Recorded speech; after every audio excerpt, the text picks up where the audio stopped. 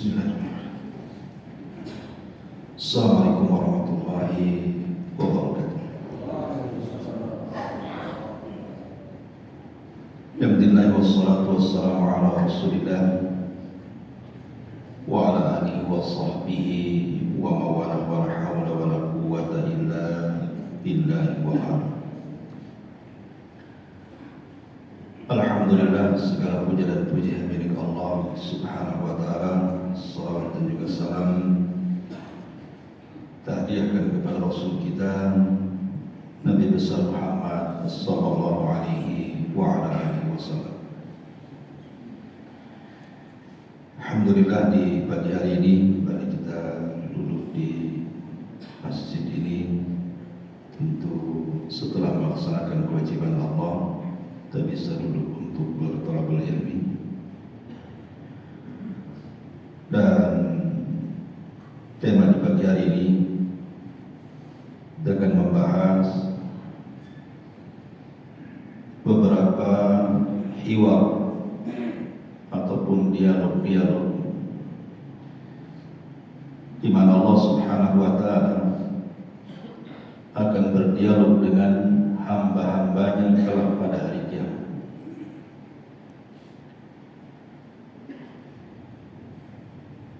Tentu ada dialog yang memang merupakan nikmat yang Allah Subhanahu wa ta'ala berikan kepada hamba-hambanya, di mana sebagian hamba itu diajak bicara oleh Allah, tapi sebagiannya diajak bicara oleh Allah Subhanahu wa ta'ala hanya untuk sebagai bentuk pertanggungjawaban kita di hadapan Allah. Tapi yang mirisnya adalah justru ada hamba-hamba Allah Subhanahu wa ta'ala itu yang sama sekali Allah tidak mau bicara dengan kita. Ma'asyiral muslimin yang dimuliakan Allah Subhanahu wa ta'ala, sebelum saya jelaskan beberapa dialog, Al-Imam Ibn Taimiyah rahimahullah ta'ala menjelaskan kepada kita,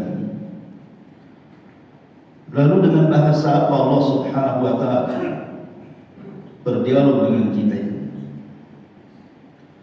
Saya akan bacakan perkataan beliau dinukilkan dari kitabnya Majmu'ul Fatawa li Syekhul Islam Ibn Taimiyah rahimahullah ta'ala. Beliau mengatakan, sa'ala sa'il, jika ada orang yang bertanya, bimadza yukhatibun nas yaumal qiyamah, dengan bahasa Allah, dengan bahasa apa Allah Subhanahu wa ta'ala akan mengajak bicara hambanya pada hari kiamat? Maka beliau mengatakan, fa'ajabtu, ujawab, kata beliau, alhamdulillahi rabbil alamin, la yu'lamu bi ayyi lughatin yatakallamun nasu yawma ini. Dia mengatakan tidak diketahui dengan bahasa apa manusia diajak bicara oleh Allah pada hari kiamat. Kemudian beliau mengatakan, walam yasih annal farisiyata lughata jahannamiyyin wala annal arabiyyata lughata ahli na'imil abadi. Dan tidak benar pernyataan sebagian manusia bahwa penduduk neraka itu akan menggunakan bahasa Persia dan penduduk surga itu akan menggunakan bahasa Arab. Memang ada hadisnya penduduk surga itu menggunakan bahasa Arab, tetapi hadisnya lemah. Kemudian beliau mengatakan, wala na'lamu nizaan fi dzalika baina as-sahabati radhiyallahu anhum bal kulluhum yakuffuna an dzalik.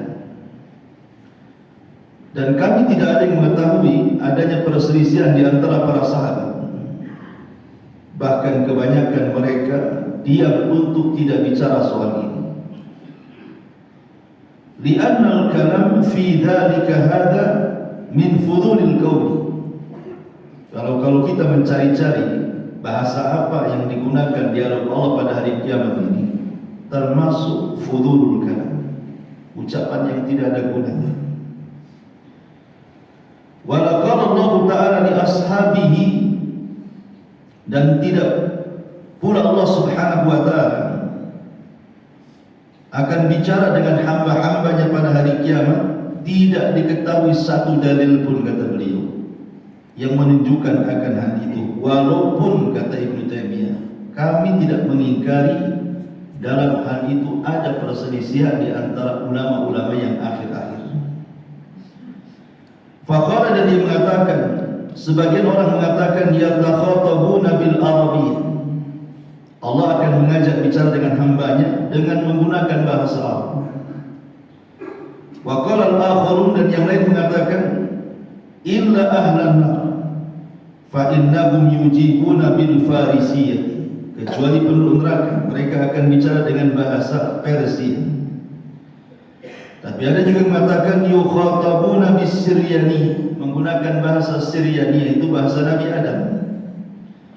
Dan yang lainnya juga bahwa penduduk neraka dan surga sama saja menggunakan bahasa Arab. Tetapi kata beliau di ujung ucapannya, wa kullu hadhil aqwal la hujjata li arbabiha la min tariqi aqlin wala naqlin bal hiya da'awa 'ariyatun 'anil adillati intaha kalam. Tetapi semua pendapat itu tidak ada hujah, sama sekali tidak berdalil, tidak secara akal, tidak pula secara nas. Itu hanya pengklaiman semata saja. Dari sini kata Ibnu Taimiyah rahimahullah taala, wallahu a'lam, pakai bahasa apa Allah berdialog dengan kita? Apakah masing-masing dengan bahasa yang kita kuasai, ataukah dengan bahasa apa? Karena tidak ada dalil yang jelas. Tapi yang jelas bahwa kita imani Allah akan mengajak dialog dengan seberapa hambanya pada hari kiamat. Baik, kita akan sebutkan satu-satu. Pertama, disebutkan dalam sebuah hadis, Nabi SAW mengatakan, hadis ini dikeluarkan oleh Imam Ahmad dalam musnadnya dan disahihkan oleh Al-Imam Syu'aib Al-Arnaud rahimahullah ta'ala dari jalur Abdullah ibn Amr ibn As radhiyallahu anhu. Inna Allah azza wa jalla yastakhlisu rajulan min ummati ala ru'usil khalaiq yawmal qiyamah. Sesungguhnya Allah Subhanahu wa ta'ala akan membebaskan seseorang di antara umatku di hadapan seluruh makhluk pada hari kiamat. Fayanshur alaihi tis'atun wa tis'ina sijjinan, maka akan didatangkan oleh dia 99 catatan amal keburukannya. Kullu sijillin madal basar, setiap satu catatan itu kalau dibentang jauhnya seperti mata memandang. Thumma yaqulu lahu, kemudian Allah Subhanahu wa ta'ala mulai ngajak bicara, berdialog dengan hamba ini. Atunkiru min hadha syai'an, adakah yang kau ingkari dari catatan itu? Adzalamatka katabatil hafizun, ada enggak kezaliman yang dilakukan para malaikat-malaikat saat mencatat amalmu yang kau tidak lakukan dicatat pula sama dia? Qala, maka dia mengatakan, la ya Rabb, tidak wahai Rabb, semua dalam catatan ini persis yang aku lakukan semuanya. Fayaqul, maka Allah kemudian bicara lagi, alaka udhrun aw hasanatun, adakah kau memiliki kebaikan yang bisa menandingi catatan-catatan burukmu ini? Maka fayubhatsur rajul, tiba-tiba orang ini langsung menunduk dan mengatakan, la ya Rabb, tidak ada wahai. Fayaqul, maka ketika kemudian orang ini sudah pasrah karena tidak merasa punya kebaikan untuk menandingi catatan buruknya, dia sudah lemas, sudah mengatakan bahwa saya termasuk neraka kalau begini. Tiba-tiba Allah mengatakan, bala innalaka indana hasanatun wahidatun la zulmal yawma 'alaika. Kata Allah, bahkan kamu tidak sadar kamu itu punya satu kebaikan. Walaupun satu kebaikan ini saya tidak akan menzalimi kamu, tetap akan dibalas. Fatukhraju lahu bitaqah. Tiba-tiba Allah mengeluarkan satu kartu. Fiha, dalam kartu itu ada tulisan asyhadu an la ilaha illallah wa anna muhammadan abduhu wa rasuluh. Tulisan kartu itu adalah aku bersaksi bahwa tidak ada sembahan yang berhak disembah kecuali Allah dan Muhammad adalah hamba Allah dan Rasulnya. Fayaqul, maka Allah subhanahu wa ta'ala mengatakan kepada para malaikatnya, ahdiruhu, tampakkan kepada dia satu catatan itu, satu kartu yang bertuliskan lafaz tauhid itu. Fayaqul, tiba-tiba hamba ini mengatakan, ya Rabb, ma hadhihi al-bitaqatu ma hadhihi sijilat. Ya Rabb, buat apa satu kartu ini bila dibandingkan dengan satu catatan yang jauhnya sejauh mata memandang? Ini baru satu, lah yang 98 belum dibuka pula. Fayuqal, maka dikatakan kepadanya, innaka la tudlam, engkau tidak akan dizalimi. Qala, maka dikatakan fatudhu sijilatu fi kiffatin wa bitaqatu fi kiffatin ukhra. Maka didatangkan timbangan di hadapan dia, di mana 99 catatan keburukannya diletakkan di satu neraca. Kemudian kartu yang bertuliskan lafaz tauhid itu diletakkan di neraca kesatunya. Apa kata Rasul? Fatasat as-sijilat wa thaqulatil bitaqah. Tiba-tiba catatan buruknya menjadi ringan dan kartu itu menjadi berat. Kemudian kata Nabi SAW, la yathqulu syai'un bismillahirrahmanirrahim. Tidak ada sesuatu pun yang lebih berat dibandingkan nama Allah yang Maha Pemurah lagi Maha Penyayang. Jadi kisahnya begini. Nanti pada hari kiamat, di saat manusia dikumpulkan di padang mahsyar itu, dan ini momen-momen di mana Allah Subhanahu wa taala Anda meminta kepada seluruh hamba-hambanya untuk membaca catatan-catatan yang sudah disebar di tangan-tangan mereka. Karena kita tahu bahwa catatan kita itu ada dua jenis. Ada catatan itu yang diletakkan oleh Allah Subhanahu wa taala, dijadikan satu. Itu namanya catatan umum. Jadi dalam buku itu semua umat Nabi SAW menjadi satu catatan dengan kita. Abu Bakar di situ, Umar di situ, Utsman di situ, Ali di situ, para tabi'in di situ, para ulama di situ, Imam Syafi'i, Imam Ahmad, Imam Malik, Imam Abu Hanifah, semua ada di situ. Termasuk juga ada di situ kita. Dan ini yang paling bahaya. Catatan ini yang paling bahaya. Kalau catatan kita menyatu dengan mereka, inilah Allah hendak mempermalukan kita di hadapan manusia. Karena akan dibacakan masalahnya. Abu Bakar, maka disebutkan amalannya 1, 2, 3, 4, 5. Umar, didengarkan semua orang. Tentu catatan kebaikan mereka luar biasa bagi para sahabat, para tabi'in, para ulama. Ketika kita pula dibacakan, isinya dosa semua. Dan ini mempermalukan kita di hadapan manusia. Disinilah kemudian Nabi SAW selalu mengatakan, man satara musliman satarahullahu yaumal qiyamah. Siapa yang suka menutup aib seorang muslim di dunia, Allah akan tutup aibnya di akhirat. Karena di akhirat itu tidak ada yang bisa menutup aib kita kecuali Allah Subhanahu wa taala. Di dunia ya kita mungkin bisa menyembunyikan dosa, karena dosa itu memang cenderung disembunyikan. Tapi di akhirat siapa yang akan menyembunyikan dosa? Ini catatan yang pertama, namanya catatan umum, semua masuk di sini. Tapi ada catatan khusus. Itulah catatan kita dengan Allah Azza wa Jalla, yang ditulis oleh malaikat raqib dan atid, khusus catatan kita saja. Itulah yang Allah Subhanahu wa ta'ala suruh datangkan dan suruh dibaca. Jadi ada satu kisah ini, ada seseorang yang dipanggil oleh Allah Subhanahu wa ta'ala di hadapan halayak manusia, dan di tangannya sudah membawa 99 catatan, semua isinya keburukan dia.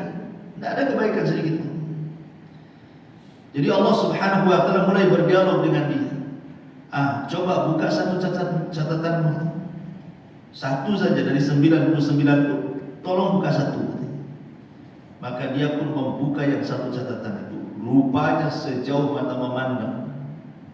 Kalau saya analogikan nih, kalau kita ini belanja gitu di 3 mall, semua diborong. Mall mana di Batam paling ramai? Pokoknya 3 mall diborong sama-sama kita. Kemudian kita bawa ke kasir. Kira-kira receipt-nya itu yang keluar dari komputer itu mana? Kertasnya itu. Banyak itu belanjaan kita kan. Ya nggak mungkin juga sejauh mata memandang kalau 3 mall itu. Kalaupun keluar kertasnya gitu ya dari komputer itu. Ini kesalahan dia sejauh mata memandang. Ibarat kita naik ke gunung kemudian melihat sejauh itulah catatan kita. Itu baru satu. Itu semua keburukan kita semuanya di sini. Makanya kemudian Allah Subhanahu wa ta'ala langsung mengatakan, coba kau cek itu, kau baca. Cuma ada cara bacanya itu, catatan sejauh mata memandang satu-satu begini. Ya. Tapi disitulah Allah Subhanahu wa ta'ala hendak menguji kita. Dan Allah Subhanahu wa ta'ala mengembalikan seluruh hafalan yang kita lupa di dunia. Karena di antara kekhususan hisab itu, menurut ulama ahli sunnah adalah di mana setiap manusia akan dikembalikan memori dia. Semua manusia akan dikembalikan memorinya, mulai dari dia akil balik sampai dia mati. Dia hafal per detiknya, per menitnya, harinya, jamnya, bulannya, tahunnya. Kalau kita di dunia ini minggu kemarin buat apa saja kita datang, sudah lupa kadang-kadang. Apa ya minggu kemarin saya buat? Kita tidak tahu itu apa yang kita buat. Entah pernah gibahin orang tidak tahu, pernah zalimi orang tidak tahu, pernah berbuat baik juga tidak tahu, kita sudah lupa. Tapi di antara urusan hisab itu dikembalikan keingatan. Supaya apa? Untuk mencocokkan catatan dengan perbuatan kita, supaya cocok nanti. Dan itu kehadiran Allah Azza wa Jalla. Makanya ketika Allah mengatakan, coba cek lagi baca tuh katanya. Dia mengatakan betul ya Rabb, dari awal sampai akhir memang itu perbuatan. Tapi Allah itu karim. Allah itu maha pemurah, tetap mengatakan baca lagi. Jangan-jangan malaikat-malaikat pun tersilap nyatat pula. Saking baiknya Allah. Periksa lagi nanti malaikat saya salah pula, salah catat. Jangan orang lain yang buat dicatat pula dalam catatan. Kata dia mengatakan tidak ada yang semua benar, nggak ada yang zalim para malaikat-malaikat.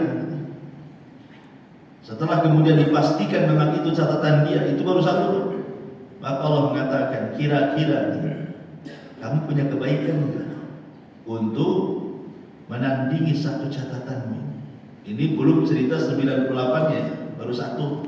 Ada nggak kebaikan bisa menandingi satu catatan? Karena dia juga tahu bahwa dia bukan orang yang banyak melakukan kebaikan.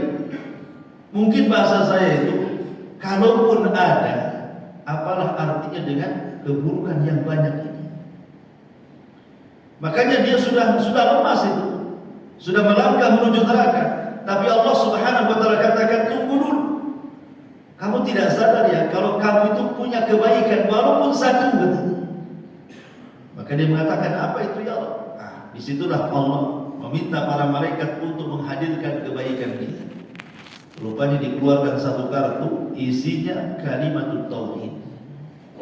Isinya kalimat tauhid, la ilaha illallah Muhammadur Rasulullah.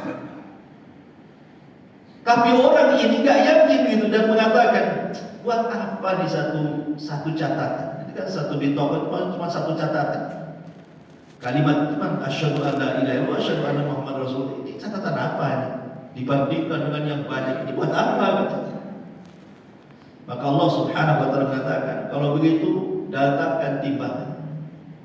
Kemudian 99 catatan buruk yang diletakkan di satu neraca.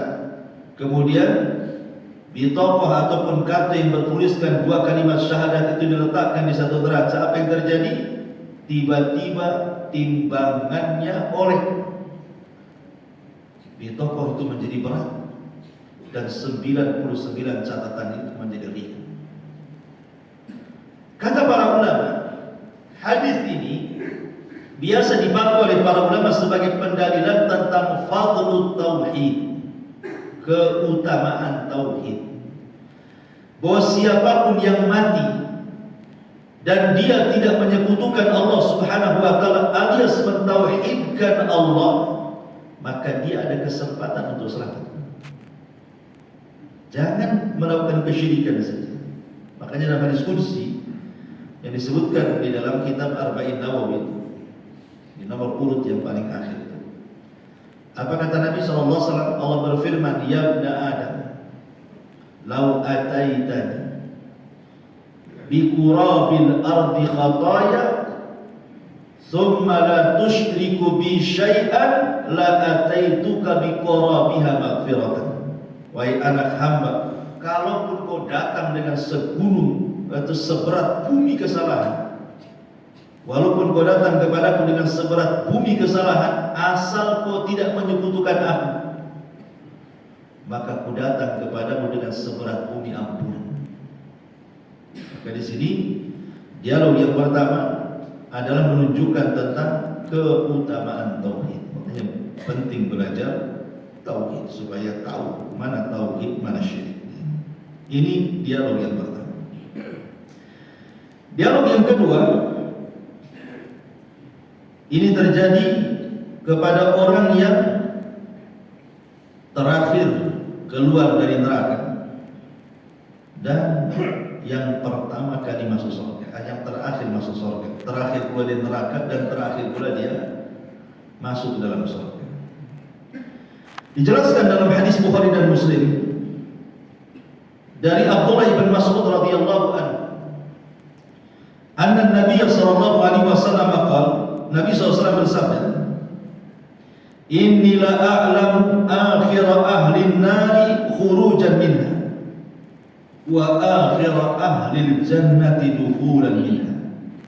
Kata Rasul, aku tahu siapa yang terakhir keluar dari neraka dan terakhir pula masuk surga. Iyalah, kalau terakhir neraka ya terakhir pula masuk surga. Mungkin awal-awal gitu. Kemudian kata Nabi SAW menjelaskan, di situ terjadi dialog antara orang yang terakhir keluar dari neraka itu dengan Allah Subhanahu wa taala. Apa dialognya kata Nabi? Fayaqulullahu azza wa jalla. Maka Allah Subhanahu wa taala berfirman, idhab fadkhulil jannah. Kemari kamu masuk ke dalam surga. Pergi, masuklah ke dalam surga. Fayatiha, tiba-tiba kemudian orang yang terakhir masuk neraka ini mulai berjalan menuju surga. Tapi dalam perjalanannya itu fayukhayyalu ilaihi annaha mal'ah. Karena dia merasa yang terakhir keluar dari surga, jadi dia menghayal, jangan-jangan surga sudah penuh, ada lagi tempat bagi saya. Jadi dia hayalannya itu, tinggal di mana? Jangan di teras surga pula saya. Jadi terpikir bahwa surga itu sudah tidak ada lagi tempat bagi dia. Akhirnya sudah berjalan menuju surga, balik lagi dia. Kemudian menghadap Allah Subhanahu wa taala lagi. Fayarji'u fayaqul, kemudian juga dia mengatakan, ya Rabb, wajadtuha mal'ah. Ya Rabb, aku dapati surga sudah penuh. Belum ditengok udah ngomong udah penuh katanya. Kemudian Allah mengatakan, idhab fadkhulil jannah. Pergi, masuk ke dalam surga. Kemudian fayatiha, dia jalan lagi menuju surga. Terhayalkan lagi kedua kalinya, jangan-jangan surga ada penuh. Akhirnya fayarji'u fayaqul, ya Rabbi wajadtuha mal'ah. Ya Rabb, enggak mungkin, ini surga ada penuh nih. Allah katakan, idhab fadkhulil jannah, masuk. Banyak ngomong nih. Ya suruh masuk saja, asal terpikir penuh aja itu. Belum pun masuk dia sampai 3 kali. Kemudian akhirnya dia hanya bisa berdiri di pintu surga. Ketika dia berdiri pintu surga, tidak berani masuk, disangkanya surga sudah penuh. Kemudian Allah Subhanahu wa taala mengatakan kepada orang ini, fa inna laka mithlud dunya wa asyaratu amsalih. Dengar wahai hamba, kata Allah, engkau kalau masuk ke dalam surga, kata Allah Subhanahu wa taala, maka engkau akan mendapatkan dunia yang kau kehendaki dan dilipat gandakan 10 kali lipat dari khayalan yang kau inginkan. Maka orang ini mengatakan, ya Allah, tadhaku minni wa anta rabbul alam. Ya Allah, kau hendak mengejek, kau kan Tuhanku, kau mau mengejekku seperti ini? Akhirnya kemudian Allah mengatakan, masuk saja. Akhirnya dia masuk. Ketika dia masuk, seolah-olah dia pula yang merasa yang pertama masuk dalam surga. Kali yang terakhir, dia merasa dia pula yang pertama masuk surga. Kenapa? Karena surga ini jangan lagi masuk selamanya, baru dicelupkan saja. Kata Nabi SAW, itu sudah menghilangkan keperitan semua yang pernah dirasakan di neraka. Padahal dia di neraka itu sudah bertahun-tahun, tak berapa lamanya kan? Karena yang terakhir masalahnya. Tapi ketika dia masuk ke dalam surga, nggak pernah kebayang tuh apa yang pernah dirasakan dengan azab yang luar biasa di neraka itu. Masuk ke dalam surga, maka ini mengatakan seolah-olah dia pula yang pertama masuk surga dan yang lain belum masuk surga. Padahal yang terakhir dia. Ma'asyiral muslimin yang dimuliakan Allah Azza wa Jalla.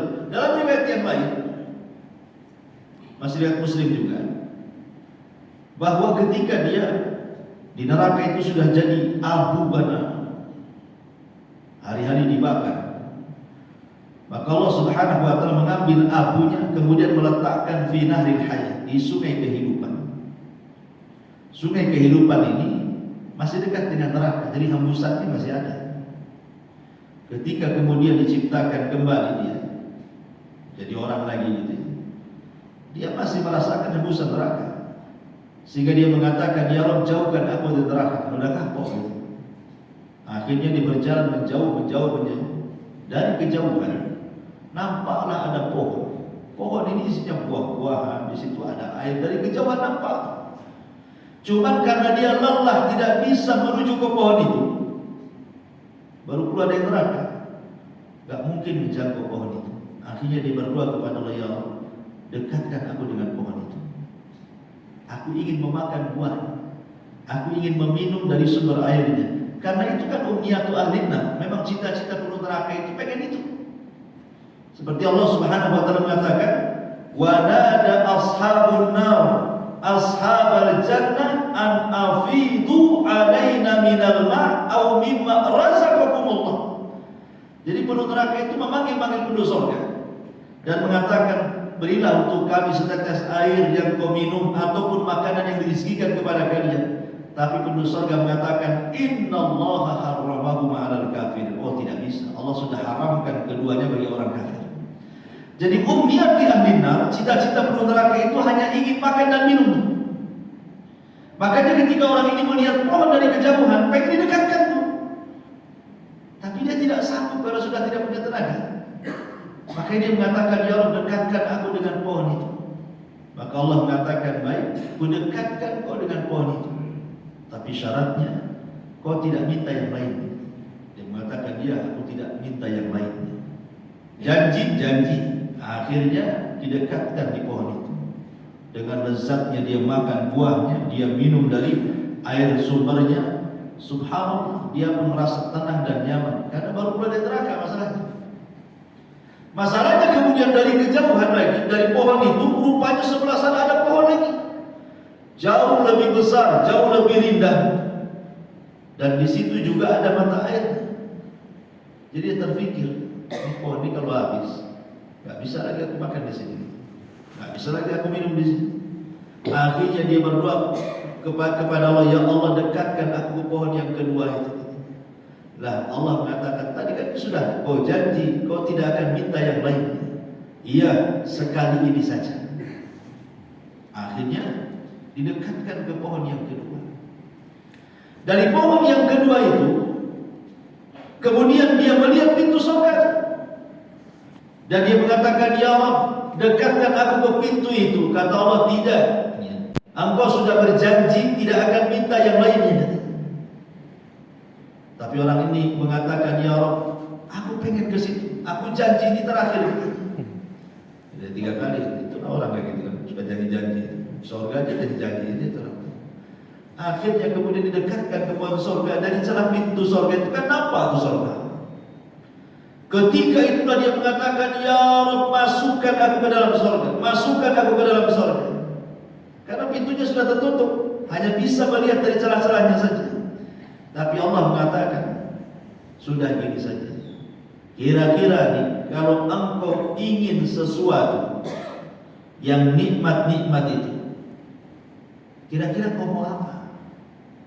Umpamanya mau jadi raja di dunia, umpamanya seperti itu. Coba hayalkan." Maka dia pun menghayal. Maka Allah mengatakan, "Aku beri kau 10 kali lipat dari hayalanmu." Jadi kalau dia menghayal di dunia pengen jadi apa kan? Pengen jadi wali kota, gubernur, jadi presiden sekalian, atau satu dunia lah umpamanya kita rajanya, maka Allah Subhanahu wa taala memberikan 10 kali lipat dari hayalan kita. Itu kenikmatan yang terakhir orang keluar dari neraka dan terakhir masuk surga. Disuruh menghayal, kemudian Allah lipatkan hayalannya 10 kali lipat. Kita ini menghayal di dunia ini, kadang-kadang tidak kecapean kan? Jangankan menghayal, COD saja, mau makanan, nampak gambarnya, enak. Ketika dipesan asin semua rasanya, kita enak. Menghayal aja kan begitu. Tengok gambar, rupanya datang lain pula. Kadang-kadang keinginan kita ini di dunia susah tercapai, tapi di surga tidak ada yang mustahil bagi Allah Subhanahu wa taala. Ketika betul-betul dia dimasukkan ke dalam surga, ya tadi seolah-olah dialah yang pertama menginjak surga, yang lain belum masuk, padahal dia yang terakhir. Nah, seperti itulah orang yang terakhir keluar dari neraka dan terakhir masuk surga. Ini yang kedua. Yang ketiga, disebutkan dalam sebuah hadis yang dikeluarkan Imam Bukhari dan Muslim. Nabi SAW bersabda, "Yudna al-mu'minu yawmal qiyamati min rabbih azza wa jalla hatta yadha alaihi kanafah." Pada hari kiamat ada seorang mukmin didekatkan kepada Allah hingga diletakkan padanya kanafah. Kanaf itu artinya sitrahu wa rahmatuhu. Jadi Allah Subhanahu wa taala menutup dosanya dan Allah mengampuninya. Itulah Allah Subhanahu wa taala. Makanya di antara sifat Allah Subhanahu wa taala itu ada nama Allah namanya Al-Ghafur. Kalau kita membahas nama-nama Allah, ada nama Allah itu disebut Al-Ghafur. Apa sih makna Ghafur itu? Allah Maha Pengampun. Ghafur itu artinya bukan hanya Allah ampuni dosa kita, tapi Allah tutupi aib kita.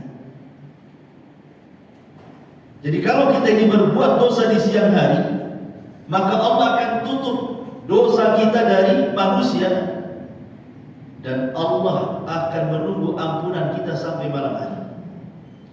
Dan kalau kita melakukan dosa di malam hari, Allah tutup dosa kita di malam hari, menunggu sampai kita tobat sampai di siang hari. Begitulah Allah Subhanahu wa taala kasih sayangnya kepada kita. Tetapi ada di antara hamba yang lancang dengan Allah, sudah ditutup dosanya, diceritakan pula sama orang. Ada orang kayak gitu. Allah sudah tutup dosanya. Mungkin dia dulunya mantan preman, mungkin dulunya pernah masuk ke kubangan, dunia-dunia gelap, dunia serem, suram dan begitu seterusnya. Tiba-tiba dia hijrah. Yang banyak tatonya, orang tidak tahu ada betapa karena pakai jubah, pakai baju. Ya. Yang dulunya mungkin mantan dukun, mantan apa gitu kan, setelah hijrah tidak tahu. Artinya apa?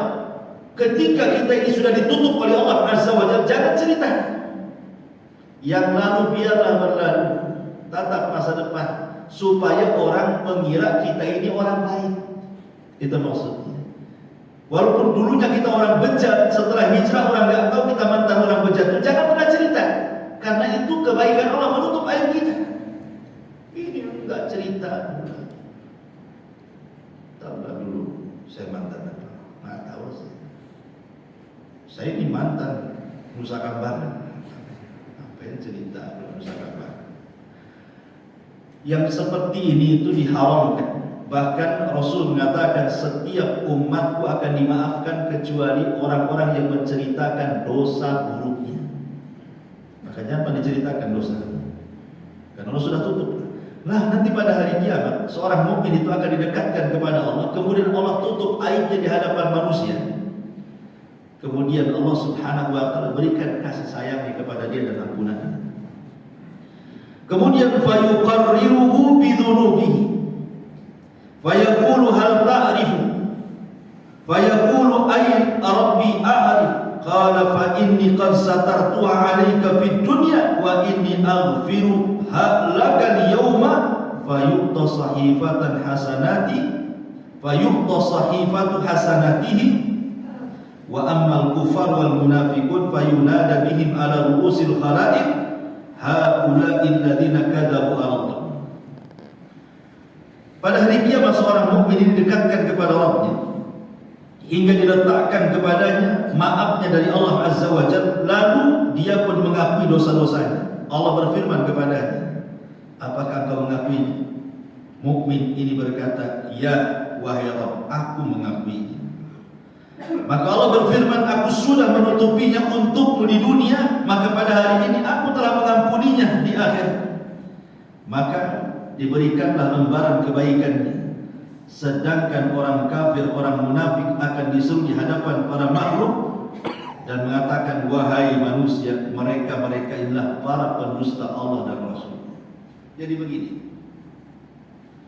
dalam tartib kejadian hari akhir, kalau kita membahas tentang beriman kepada hari akhir itu kan ada tartibnya, ada susunan-susunan peristiwa apa yang dulu, yang duluan, kemudian setelah itu apa gitu. Lah dalam tertib susunan kejadian hari kiamat itu ada namanya al-ardu. Al-ardu. Ada namanya al-hisab. Kalau hisab maklum lah kita sering dengar. Tapi al-ardu ini artinya penampakan catatan amal. Jadi catatan kita ini akan ditampakkan. Ditampakkan di hadapan setiap orang yang punya catatan. Namanya saya. Catatan saya akan ditampakkan di hadapan saya. Kemudian Allah Subhanahu wa taala akan mengajak dialog dengan kita. Ya, persis dengan cerita yang pertama tadi ya. Cuman ini beda, ini namanya al-ardu. Ardu itu ada yang berpendapat sebagian para ulama, al-ardu itu sebenarnya bagian daripada hisab, tetapi hisab yang mudah. Kalau hisab itu identik dengan hisab yang sulit, kalau disebut kalimat hisab berarti konotasinya langsung ke yang sulit. Tapi kalau al-ardu itu maksudnya hisab yang mudah. Makanya di Quran itu ada namanya hisaban yasira, ada hisaban qasir. Ada hisab yang mudah, ada hisab yang sulit. Lah hisab yang mudah itulah al-ardu ini dalam hadis yang kita baca ini. Jadi ketika ada orang didapatkan dan dihisab oleh Allah Subhanahu wa taala, maka Allah Subhanahu wa taala akan berdialog soal dosa. Jadi Allah akan tanya satu persatu dosa sama kita. Fulan, dulu kau berzina, dulu kau maksiat, dulu kau maling, dulu kau korupsi, dulu kau begini. Pokoknya dirinci sama Allah itu. Lah, kita ini ketika ditanya oleh Allah Subhanahu wa taala tidak ada satupun yang mengingkari. Dan orang ini mengakuinya. Kau berzina dulu ya di dunia. Iya, wahai. Memang saya berzina. Dulu kamu koruptor ya? Ya, saya koruptor dulu ya. Oh, dulu kamu pernah mengambil hak si fulan? Ya, pokoknya diyakin semua, enggak ada dibantah satu. Ketika kemudian orang ini mengiyakan iya terus, maka Allah mengatakan, ya fulan, dosa-dosa yang kau lakukan itu sebenarnya sudah kututupi di dunia. Kau maling orang nggak tahu, kau gibah orang nggak tahu, kau korupsi orang nggak tahu. Aku tutupi dosamu. hari ini ku ampuni dosa. Kan enaknya apa? Di dunia ditutupi aibnya oleh Allah, di akhirat pula kita diampuni dosanya. Kan enak. Gimana kurang enaknya kan? Di dunia ditutupi aibnya, di akhirat diampuni pula dosanya. Nah, itulah orang yang dapat hisab yang mudah.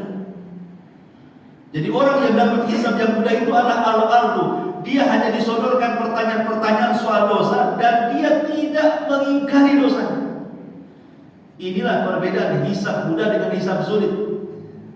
Kalau hisab sulit itu kalau ditanya oleh Allah, kamu malingnya? Enggak, mana ada aku maling. Ada yang ingkar.